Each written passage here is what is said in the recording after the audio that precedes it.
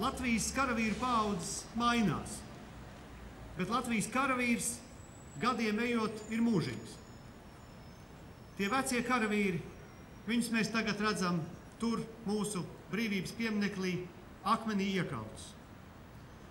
Tos jaunos karavīrus mēs redzam šeit uniformās stāvot vai arī sniedzot jums koncertu.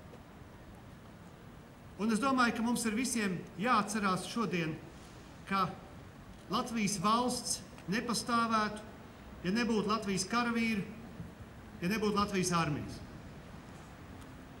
Un kamēr pastāvēs Latvijas armija, kamēr pastāvēs mūsu vēlme būt brīviem un būt gataviem ziedot savu dzīvību par savu brīvību un par savu Latviju, tikmēr mūsu valsts ir drošās rokās.